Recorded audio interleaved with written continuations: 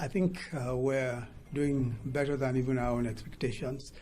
We're in 1.4% positive growth this year, and non-oil exports are up by 40%. We are experiencing better revenues from oil. Obviously, oil prices have gone up. We're also seeing a generally improved economic space. Investments have gone up almost by 100% since about a year ago. That's foreign investment have gone up almost. So I think that we're in a moment of great movement, great dynamism. I think things are moving on very well.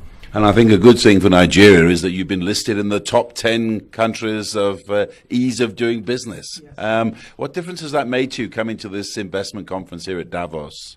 Well, I think the major thing is that we have some acknowledgement from the world, especially the World Bank, that Nigeria is a place that's open for business, and that, as you said, we're listed amongst the top 10 reforming countries in the world in terms of ease of doing business. So this is very good for us, and a lot of investors, of course, are looking our way on account of the fact that they see a positive development in terms of creating a better environment for business. We've also just recently released our incentive regime, a publication which details all of the available incentives across sectors of the economy. So it's a bullish period for us in terms of attracting business, and we're excited. Well, speaking about sectors of the economy, I know one of Nigeria's great dreams is to start growing its own food again after years of importing with oil money. How is that going? That's going very well indeed. What we've found, for example, just to take rice as an example, between rice and wheat, for instance, we were importing almost $3 billion worth of that particular produce. But today, we are possibly one of the largest growers of paddy rice. We're doing close to 11 million metric tons of paddy rice.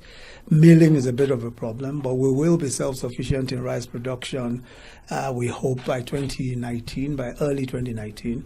At the moment, we're doing exceedingly well. Imports of rice have gone down by as much as 80%. And that's one of the major food imports that we have.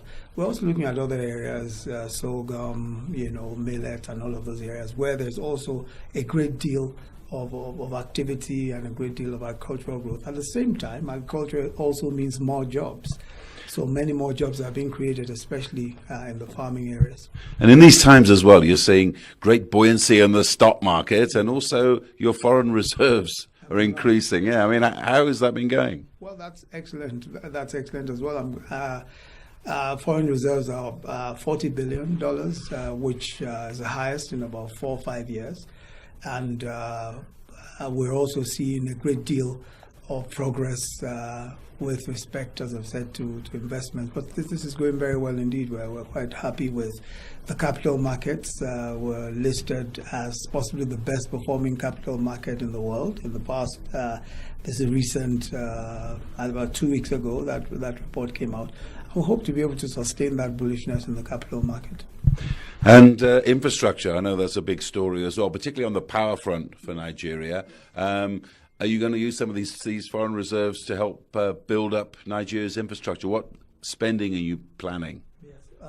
For infrastructure, we're doing quite a bit. First, with respect to power, we're now doing something in the order of between 7,000 megawatts and 9,000 megawatts. Now, we expect that with improvement in transmission and distribution, that will be able to make an impact. At the moment, the impact isn't as wide as we would want it to be, isn't as deep as we want it to be. We want the power sector, we want, the consumer to actually feel that impact. And that has to do with a lot of investments in transmission and distribution, which we're doing, the last mile investments to get to the consumer. With respect to rail, we're doing a lot of work in rail. We're doing the Lagos-Kano rail, the new standard gauge. That has already started with the Lagos-Ibadan end of it. We're investing close to $10 billion US. We're getting some funding from the Chinese. with counterpart funding from Nigeria. We've already provided our counterpart funding. They are providing their own part of that resource. We're also doing the Lagos-Calabar train route, which we expect will open up that route also, the whole of the Delta area, going up towards the southeast and the south regions and all of that. So that's also something we're doing in the area of infrastructure. So roads are big for us, railways. We're working very hard on railways, and of course power.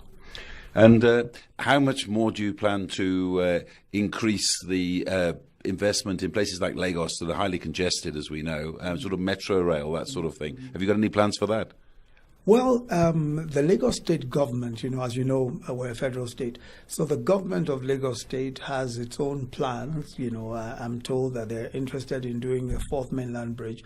I haven't heard of any new developments in terms of the metro infrastructure at this time, but I know that they're trying to open up new roads, especially the fourth mainland bridge, which will be a major road route around the city, going into the outlying areas of the city, into Greater Lagos.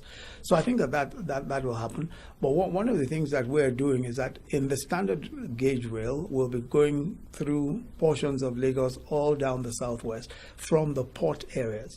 So this is really important, especially from the point of view of the movement of petroleum products, movement of goods from the port area, because the railway actually starts in the Apapa port and then goes out to the outlying area to the outlying areas through the southwest all the way up north. So we think that will improve the general logistics, transport logistics. And what about social investment spending for the people on the ground in Nigeria? What are you going to do there? Yes, we since 2016, we're possibly we're probably investing in the most ambitious social investment project that the country has ever seen. We're putting 500 billion naira in the budget, and we've done that twice now. This new budget, we're also putting about the same amount of money, which means that we're able to engage. In total, we hope we'll be able to engage 500,000 unemployed graduates. We'll be able to give microcredit loans, conditional cash transfers also to the poorest of the poor. So our social investment scheme is very important. Philosophically for us, it really is a question of not just talking about macroeconomic policy. We are concerned about social policy. Social policy is crucial, because we think that for the inclusive growth that we've been talking about, we must find a way of accounting for the vast majority of our people who still are in one form of deprivation or the other. And that's why this social investment scheme is extremely important. And we hope that we'll be able to actually improve on the numbers in terms of the social investment itself, and also to see incremental numbers in those who are coming out of poverty.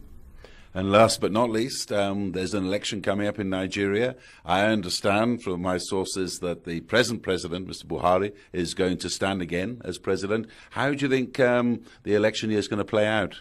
The president has said that he's entirely focused on this term. He's focused on this term. He wants to ensure that he's able to deliver on as much as possible on the promises that have been made. So he's actually completely focused. We're not talking in our government, we're not talking about 2019. We're focused at this point on ensuring that we deliver on the promise. We have a 4-year term for now, and that's what we're focused on. And that's what the president is also focused on. Well, best of luck with that. Thank you very much for your time and insights.